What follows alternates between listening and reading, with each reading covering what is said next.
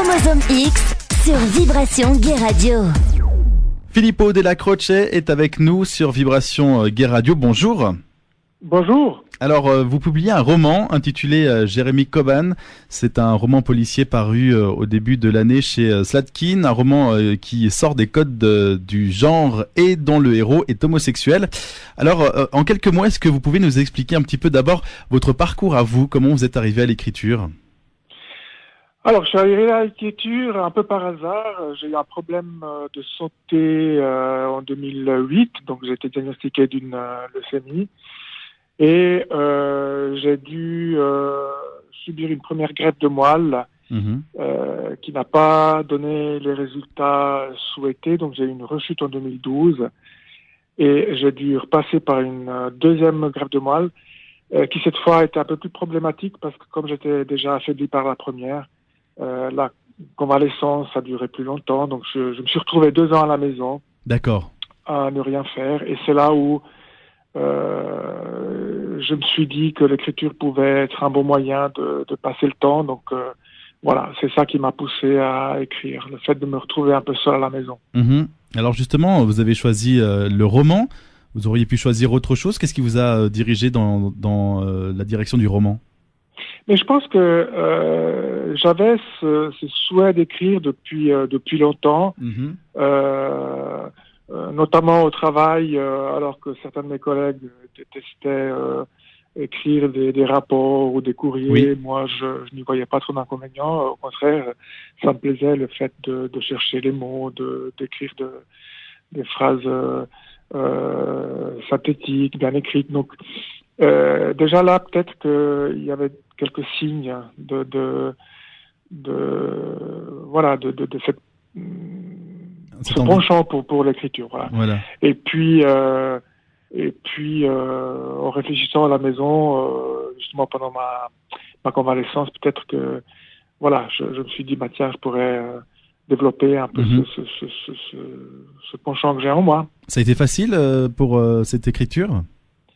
Non, alors au début ça a été très difficile.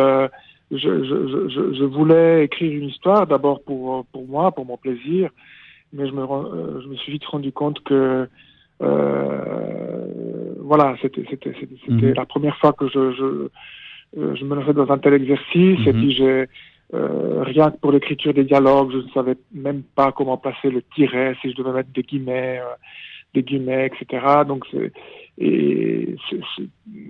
ça a posé quelques problèmes un peu comme ça de base, techniques.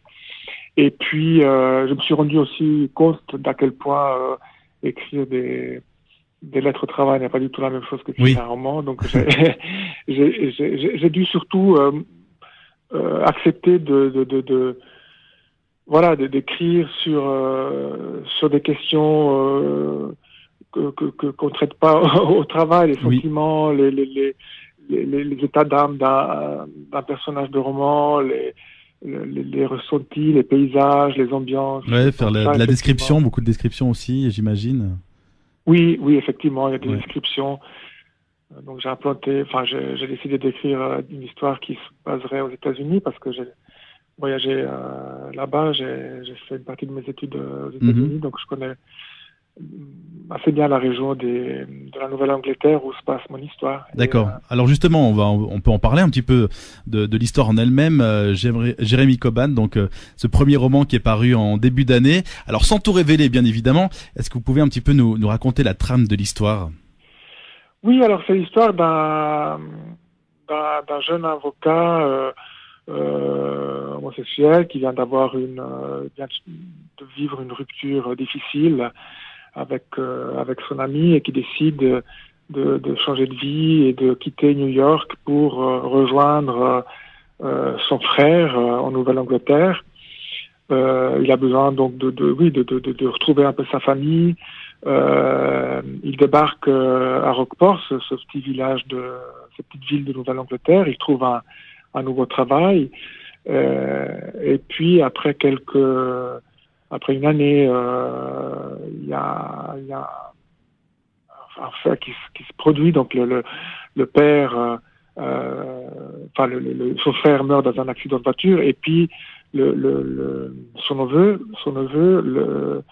le fils de son frère, donc disparaît dans un parking alors qu'il était en train de jouer avec un ami. Donc toute l'histoire après se fonde sur la recherche de la vérité, qu'est-ce qui s'est passé, et puis surtout quel est le lien entre l'accident de son frère et puis la disparition de son neveu. Alors justement, il va se mettre à la recherche de ce neveu, et vous, donc le personnage principal est homosexuel, donc le héros, comme vous l'avez dit, Jérémy Coban. Alors pourquoi avoir décidé de partir aussi sur cette thématique, d'inclure cette thématique de l'homosexualité dans ce roman? Alors, déjà, je suis moi-même, donc je suis homosexuel déclaré, et donc en écrivant les premières lignes de mon roman, en parlant de mon personnage, je me suis posé la question de la vie de ce personnage, la vie familiale, la vie intime, et puis voilà, je suis parti de l'idée que mon personnage principal devait être homosexuel, puis du coup ça s'est fait assez naturellement en fait, et puis les lecteurs découvriront, s'ils auront envie de lire ce livre, c'est que l'histoire en fait tourne beaucoup autour de la question de l'homosexualité. Ouais. Donc c'est pas que seulement le fait que le héros soit homosexuel, mais aussi toute l'histoire en fait tourne un peu autour de ça. D'accord, c'est un peu un thème central aussi dans le roman.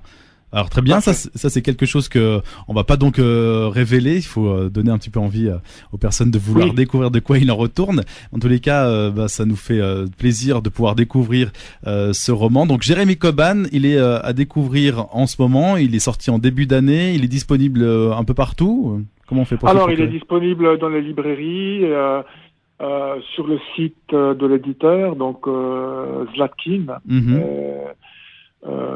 Voilà. Et comment ça s'est passé justement alors pour trouver un éditeur ensuite quand vous l'aviez finalisé? Ça, je pense que c'est aussi un grand travail de recherche. Il faut aussi aller toquer aux portes. Oui, alors absolument. Donc c'était difficile. Ça m'a pris 1 année pour trouver un éditeur. Donc comme ça se passe souvent, les écrivains de ce roman envoient d'abord leur pavé en France en espérant d'être choisi par un éditeur français, et puis après aux éditeurs locaux, surtout que mon histoire se basait pas forcément se passait pas forcément en Suisse romande, donc au début je me suis dit il y aura peut-être pas d'intérêt, et je me tourne directement vers les maisons d'édition françaises, et puis enfin pour finir c'est une maison connue de Genève qui a choisi d'éditer mon livre. Et j'en suis très heureux, et voilà, c'était une belle aventure, c'était mon premier roman, donc c'était quasiment inespéré, et puis en fait ça a marché. Donc, c'est un joli parcours. Alors justement pour la suite, vous avez envie de prolonger l'exercice? Oui, alors absolument, je suis déjà sur mon deuxième roman. D'accord. Tout au début, donc je vais pas en dire trop. Oui. Mais oui, en écrivant mon premier roman, j'ai développé vraiment une passion, et puis je pense que je pourrais plus m'en passer. Ah, excellent. Ça fait plaisir d'avoir des personnes passionnées. Jérémy Coban, donc, c'est ce roman policier à découvrir, disponible donc dès maintenant. N'hésitez pas à aller chez votre libraire, et donc il est paru chez Zlatkin. Merci Filippo Del Croce d'avoir été quelques instants avec nous. Et puis merci à vous. On vous souhaite tout de bon pour la suite. Oui, absolument. Merci beaucoup. Merci. Au revoir. Merci.